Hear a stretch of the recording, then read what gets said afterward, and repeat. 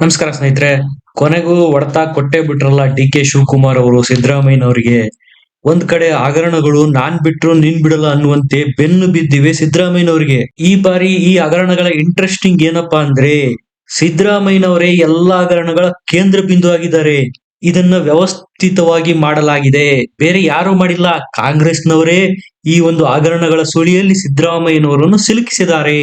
ಮೂಡ ಹಗರಣ ಅಂದ್ರೆ ಫಸ್ಟ್ ಹೆಸರು ಬರೋದು ಸಿದ್ದರಾಮಯ್ಯನವರದ್ದೇ. ವಾಲ್ಮೀಕಿ ಮಂಡಳಿಯಲ್ಲಿ ನಡೆದಿರ್ತಕ್ಕಂಥ ಹಗರಣ ಅಂದ್ರೂ ಫಸ್ಟ್ ಹೆಸರು ಬರೋದು ಸಿದ್ದರಾಮಯ್ಯನವರದ್ದೇ. ಯಾಕಂದ್ರೆ ಆರ್ಥಿಕ ಇಲಾಖೆಯ ಮುಖ್ಯಸ್ಥರು ಸಚಿವರು ಅವರೇ ಆಗಿದ್ದಾರೆ.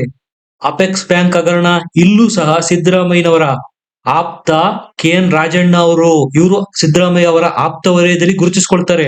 ಅವರು ಮಾಡಿದ್ದಾರೆ ಅಂತ ಹೇಳಲಾಗ್ತಾ ಇದೆ. ವಕ್ಫ್ ಬೋರ್ಡ್ ನಲ್ಲೂ ಸಹ ಹಗರಣಗಳಾಗಿದೆ ಅಂತ ಹೇಳಲಾಗ್ತಾ ಇದೆ. ಒಟ್ಟಾರೆಯಾಗಿ ಎಲ್ಲ ಹಗರಣಗಳ ಕೇಂದ್ರ ಸಿದ್ದರಾಮಯ್ಯನವರೇ ಅಂತ ಬಿಂಬಿಸಲು ಸಹ ಕಾಂಗ್ರೆಸ್ನವರು ಪ್ರಯತ್ನ ಮಾಡ್ತಾ ಇದ್ದಾರೆ. ಬಿಜೆಪಿಯವರಂತೂ ಉರಿದು ಬೀಳ್ತಾ ಇದ್ದಾರೆ. ಇದೆಲ್ಲವನ್ನು ಅರಿತಂತ ಸಿದ್ದರಾಮಯ್ಯನವರು ಇದನ್ನು ಏನಾದ್ರೂ ಮಾಡಿ ಡಿವಿಯೇಟ್ ಮಾಡಬೇಕು, ಬೇರೆ ಕಡೆಗೆ ಅಟೆನ್ಷನ್ ನ ಡೈವರ್ಟ್ ಮಾಡಬೇಕು ಅಂತೇಳಿ ಮಾಡಿದ ಪ್ರಯತ್ನ ಕನ್ನಡಿಗರಿಗೆ ಮೀಸಲಾತಿ ಖಾಸಗಿ ಕಂಪನಿಗಳಲ್ಲಿ ಅನ್ನೋದು. ಆದ್ರೆ ಈ ಎಲ್ಲದಕ್ಕೂ ಈಗ ಡೆಲ್ಲಿಯಿಂದ ನಿರ್ದೇಶನ ಬಂದಿದೆ ಅಂತ ಹೇಳಲಾಗ್ತಾ ಇದೆ. ಹಾಗಾದ್ರೆ ಏನು, ಸಿದ್ದರಾಮಯ್ಯನವರು ಹಗರಣದಲ್ಲಿ ಕಡೆಗೂ ಸಿಕ್ಕಿ ಹಾಕಿಕೊಂಡ್ರ? ಡಿ.ಕೆ.ಶಿ ತಂತ್ರ ಫಲಿಸ್ತಾ? ಎಲ್ಲದರ ಬಗ್ಗೆ ಮಾಹಿತಿ ಕೊಡ್ತೀನಿ. ಲೈಕ್ ಮಾಡಿ, ಶೇರ್ ಮಾಡಿ, ಕಮೆಂಟ್ ಮಾಡಿ, ಸಬ್ಸ್ಕ್ರೈಬ್ ಮಾಡಿ. ಸ್ನೇಹಿತರೆ, ನಿಮ್ಗೆ ನೆನಪಿರ್ಬೋದು, ಲೋಕಸಭಾ ಚುನಾವಣೆಯವರೆಗೂ ಕಾಂಗ್ರೆಸ್ನಲ್ಲಿ ಡಿ.ಕೆ.ಯವರ ಪ್ರಾಬಲ್ಯನೇ ಹೆಚ್ಚಾಗಿತ್ತು. ಯಾವಾಗ ಬೆಂಗಳೂರು ಗ್ರಾಮಾಂತರ ಎಂಪಿ ಕ್ಷೇತ್ರನ ಸೋತ್ರೋ, ತಾವೇ ಟಿಕೆಟ್ ಕೊಡಿಸಿದ್ದಂತಹ ಅಭ್ಯರ್ಥಿಗಳು ಹಳೆ ಮೈಸೂರು ಭಾಗದಲ್ಲಿ ಸೋತ್ರೋ, ತಾವೇ ಖುದ್ದು ಉಸ್ತುವಾರಿ ಪಡೆದಿದ್ದಂತಹ ಬೆಂಗಳೂರು ನಗರದ 4 ಕ್ಷೇತ್ರ, ಬೆಂಗಳೂರು ಉತ್ತರ, ದಕ್ಷಿಣ, ಕೇಂದ್ರ ಮತ್ತು ಬೆಂಗಳೂರು ಗ್ರಾಮಾಂತರ, ಈ 4 ಕ್ಷೇತ್ರಗಳಲ್ಲಿ ಕಾಂಗ್ರೆಸ್ ಅಭ್ಯರ್ಥಿಗಳು ಸೋತ್ರು. ಡಿಕೆಗೆ ಹೀನಾಯ ಹಿನ್ನಡೆಯಾಯಿತು. ಸಿದ್ದು ಬಣದ ಕೈ ಮೇಲಾಗೋದಕ್ಕೆ ಸ್ಟಾರ್ಟ್ ಆಗಿತ್ತು ಕಾಂಗ್ರೆಸ್ನಲ್ಲಿ. ಸಿದ್ದು ಬಣದ ಕೈ ಮೇಲಾಗೋದನ್ನು ತಡೆಯೋದಿಕ್ಕೆ ಡಿ.ಕೆ. ಶಿವಕುಮಾರ್ ಅವರು ಆ ಕಡೆ ಹೊಂಚು ಹಾಕಿ ಕೂತಿದ್ರು, ಅವಕಾಶಕ್ಕಾಗಿ ಕಾಯ್ತಾ ಇದ್ರು. ಈಗ ಅಂತ ಅವಕಾಶ ಸೃಷ್ಟಿಯಾಗಿದೆ. ಚನ್ನಪಟ್ಟಣ ಕ್ಷೇತ್ರದಲ್ಲೂ ಸಹ ಒಂದು ಅವಕಾಶ ಇದ್ದೇ ಇದೆ. ಈಗ ಮೂಡ ಹಗರಣ, ಅಪೆಕ್ಸ್ ಹಗರಣ, ವಕ್ಫ್ ಮತ್ತು ವಾಲ್ಮೀಕಿ ನಿಗಮದಲ್ಲಿ ಆಗಿರ್ತಕ್ಕಂಥ ಹಗರಣಗಳು ಸಿದ್ದರಾಮಯ್ಯ ಅವರ ಕಡೆಗೆ ಬೊಟ್ಟು ಮಾಡಿ ತೋರಿಸ್ತಾ ಇರೋದ್ರಿಂದ ಇಂಥ ಸಂದರ್ಭ ಮತ್ತೆ ಬರೋದಿಲ್ಲ ಅನ್ನೋ ನಿರ್ಧಾರಕ್ಕೆ ಈಗ ಡಿ.ಕೆ. ಶಿವಕುಮಾರ್ ಅವರು ಬಂದಿದ್ದಾರೆ. ನಿಮಗೆ ನೆನಪಿರ್ಬೋದು, ಈ ಹಿಂದೆ ಕುಮಾರಸ್ವಾಮಿ ಅವರೇ ಆರೋಪ ಮಾಡಿದ್ದಾರೆ, ಡಿ.ಕೆ. ಅವರಿಂದನೇ ಸಿದ್ದರಾಮಯ್ಯನವರಿಗೆ ಈ ಎಲ್ಲಾ ಸಂಕಷ್ಟಗಳು ಶುರುವಾಗಿರೋದು. ಪ್ರತಿಪಕ್ಷಗಳಿಗೆ ಮೂಡ ಅಸ್ತ್ರ ಕೊಟ್ಟಿದ್ದೇ ಡಿ.ಕೆ. ಶಿವಕುಮಾರ್ ಅನ್ನೋ ಆರೋಪನ ಈ ಹಿಂದೆ ಮಾಡಿದ್ರು. ಸ್ನೇಹಿತರೆ, ಮೂಡ ಹಗರಣದಲ್ಲಂತೂ ಸಿದ್ದರಾಮಯ್ಯ ಅವರು ಸಿಕ್ಕಿ ಹಾಕಿಕೊಳ್ಳುವುದು 100% ಗ್ಯಾರಂಟಿ ಅಂತ ಹೇಳಲಾಗ್ತಾ ಇದೆ. ಮೇಲ್ನೋಟಕ್ಕೆ ಇಲ್ಲಿ ಹಗರಣ ಆಗಿರೋದು ಸ್ಪಷ್ಟ ಅಂತ ಗೊತ್ತಾಗ್ತಾ ಇದೆ. ಸರಿ, ಬಿಜೆಪಿ ಸರ್ಕಾರನೇ ಸಿದ್ದರಾಮಯ್ಯ ಕುಟುಂಬಕ್ಕೆ ಬದಲಿ ನಿವೇಶನ ಕೊಡ್ತು ಅಂತಾನೆ ಇಟ್ಕೊಳ್ಳಿ. ಆಗ ಸಿದ್ದರಾಮಯ್ಯ ಅವರ ಕುಟುಂಬಕ್ಕೆ ನೈತಿಕತೆ ಇರಲಿಲ್ವಾ? ನಮ್ಮ ಜಮೀನಿನ ವ್ಯಾಲ್ಯೂ ಈಗಿನ ನಿವೇಶನದ ವ್ಯಾಲ್ಯೂಗಿಂತ ಅದಕ್ಕೆ ಸರಿಸಮನಾಗಿರ್ತಕ್ಕಂತಹ ನಿವೇಶನನ ಕೊಡ್ರಿ, ನಮಗೆ ಇದು ಬೇಡ ಅಂತ ಅವಾಗ ನಿರಾಕರಿಸಬಹುದಾಗಿತ್ತಲ್ಲ. ಅದನ್ನ ಯಾಕೆ ಮಾಡ್ಲಿಲ್ಲ?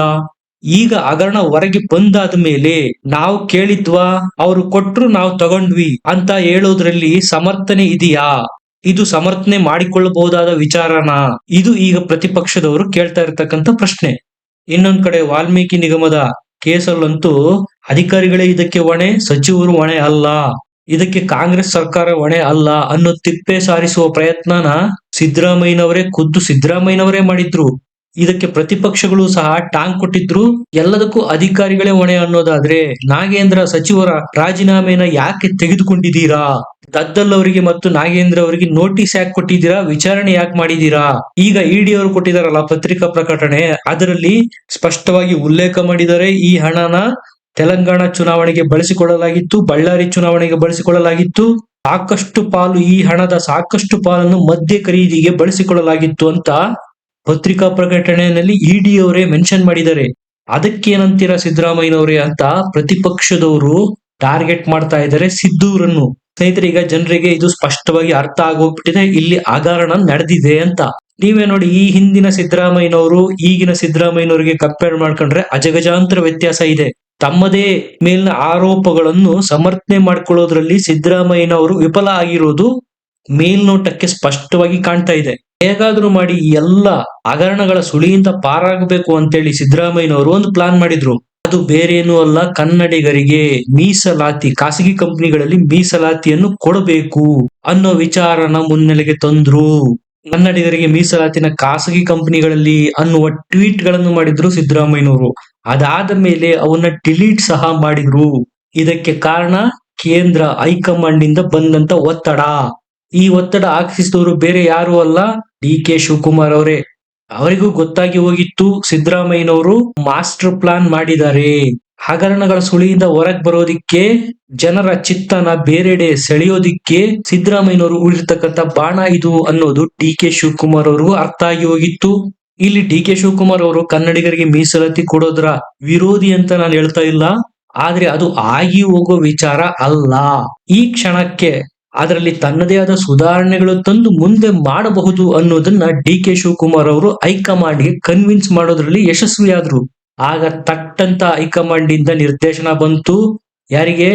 ಸಿಎಂ ಸಿದ್ದರಾಮಯ್ಯ ಅವರಿಗೆ. ಕೂಡಲೇ ಇದನ್ನ ನಿಲ್ಲಿಸಿ, ಮತ್ತೊಮ್ಮೆ ವಿಚಾರ ಮಾಡೋಣ, ಈ ಬಗ್ಗೆ ಏನಾದ್ರೂ ಲೋಪದೋಷಗಳಿವೆಯಾ ಸರಿಪಡಿಸಿಕೊಂಡು ಮೀಸಲಾತಿಯನ್ನ ಕೊಡೋಣ, ಆತುರದ ನಿರ್ಧಾರ ಬೇಡ ಅಂತ ಕಾಂಗ್ರೆಸ್ನ ಹೈಕಮಾಂಡ್ ಸಿದ್ದರಾಮಯ್ಯ ಅವರಿಗೆ ನಿರ್ದೇಶನ ಕೊಡ್ತು. ಅಂದ್ರೆ ಇಲ್ಲಿ ಮರ್ಮ ಏನಪ್ಪಾ ಅಂದ್ರೆ, ಪೊಲಿಟಿಕಲ್ ಮೈಲೇಜ್, ಕನ್ನಡಿಗರಿಗೆ ಮೀಸಲಾತಿ ಕೊಟ್ಟು ಪೊಲಿಟಿಕಲ್ ಮೈಲೇಜ್ ತೆಗೆದುಕೊಳ್ಳೋದಿಕ್ಕೆ ರೆಡಿಯಾಗಿದ್ದ ಸಿದ್ದರಾಮಯ್ಯ ಅವರಿಗೆ ಹೈಕಮಾಂಡ್ ನಿಂದ ನಿರ್ದೇಶನ ಕೊಡಿಸಿ ಬ್ರೇಕ್ ಹಾಕೋದ್ರಲ್ಲಿ ಡಿ ಕೆ ಶಿವಕುಮಾರ್ ಅವರು ಯಶಸ್ವಿಯಾದ್ರು. ಸ್ನೇಹಿತರೆ, ಕನ್ನಡಿಗರಿಗೆ 100%, 75% ಮೀಸಲಾತಿ ಖಾಸಗಿ ಉದ್ಯೋಗಗಳಲ್ಲಿ ಅಂತ ಏನ್ ಹೇಳ್ತಾ ಇದ್ದಾರೆ ಕರ್ನಾಟಕ ರಾಜ್ಯ ಸರ್ಕಾರ, ಇದನ್ನೇನಾದ್ರೂ ಜಾರಿಗೆ ತರೋದ್ರಲ್ಲಿ ಯಶಸ್ವಿಯಾಗಿದ್ರೆ ಖಂಡಿತ ಸಿದ್ದರಾಮಯ್ಯನವರಿಗೆ ಕರ್ನಾಟಕ ರಾಜ್ಯ ರಾಜಕಾರಣದಲ್ಲಿ ಅಚ್ಚಳಿಯದ ಹೆಸರು ಉಳಿತಾ ಇತ್ತು. ಆದ್ರೆ ಇದು ಮೇಲ್ನೋಟಕ್ಕೆ ಅನ್ನಿಸುವಷ್ಟು ಸುಲಭ ಇದೆಯಾ? ಖಂಡಿತ ಇಲ್ಲ. ಕನ್ನಡಿಗರಿಗೆ ಕನ್ನಡದ ನೆಲದಲ್ಲಿ ಮೀಸಲಾತಿ ಸಿಗಲೇಬೇಕು, ಅದು ನಮ್ಮ ಹಕ್ಕು ಕೂಡ. ಆದ್ರೆ ಅದನ್ನು ಜಾರಿಗೆ ತರುವ ತರಾತುರಿನಲ್ಲಿ ನಮ್ಮ ರಾಜ್ಯಕ್ಕೆ ಅನಾನುಕೂಲ ಮಾಡಿಕೊಳ್ಳೋದು ಬೇಡ.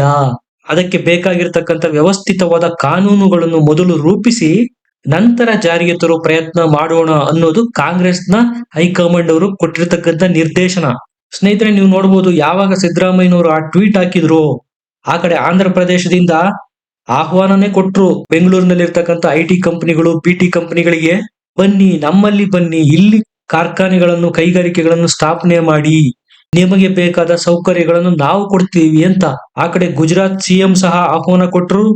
UP ಯೋಗಿ ಆದಿತ್ಯನಾಥ್ ಅವರಂತೂ ಒಂದೆಜ್ಜೆ ಮುಂದೆ ಹೋಗಿ ಖುದ್ದು ಅವರೇ ಬೆಂಗಳೂರಿನಲ್ಲಿರ್ತಕ್ಕಂಥ IT BT ಕಂಪನಿಗಳಿಗೆ ಆಹ್ವಾನ ಕೊಟ್ರು.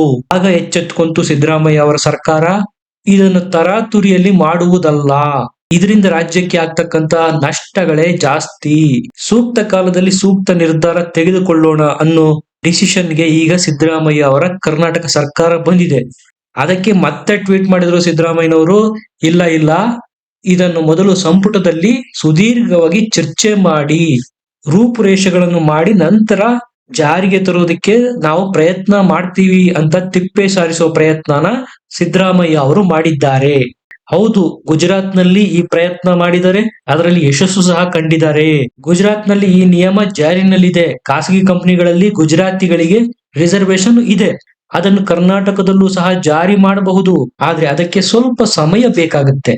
ಇದನ್ನೇ ಈಗ ಕಾಂಗ್ರೆಸ್ನ ಹೈಕಮಾಂಡ್ ಸಿಎಂ ಸಿದ್ದರಾಮಯ್ಯನವರಿಗೆ ಕಾಲ್ ಮಾಡಿ ಹೇಳಿರೋದು. ಒಂದರ್ಥದಲ್ಲಿ ಈ ಕಾಲ್ ಮಾಡಿಸಿರೋದು ಡಿ ಕೆ ಶಿವಕುಮಾರ್ ಅವರೇ ಅಂತ ಹೇಳಲಾಗ್ತಾ ಇದೆ. ಸಿದ್ದುಗೆ ಸಿಗ್ತಾ ಇರ್ತಕ್ಕಂಥ ಪೊಲಿಟಿಕಲ್ ಮೈಲೇಜ್ ಅನ್ನ ತಡೆಯೋದಿಕ್ಕೆ ಡಿ ಕೆ ಅವರ ಈ ತಂತ್ರ ಫಲಿಸಿದೆ. ನಿಮಗೇನನ್ಸುತ್ತೆ? ಕಮೆಂಟ್ ಮಾಡಿ ತಿಳಿಸಿ, ಲೈಕ್ ಮಾಡಿ, ಶೇರ್ ಮಾಡಿ, ನಮ್ಮ ಚಾನಲ್ ನ ಸಬ್ಸ್ಕ್ರೈಬ್ ಮಾಡಿ. ಮತ್ತೆ ಸಿಗೋಣ. ನಮಸ್ಕಾರ.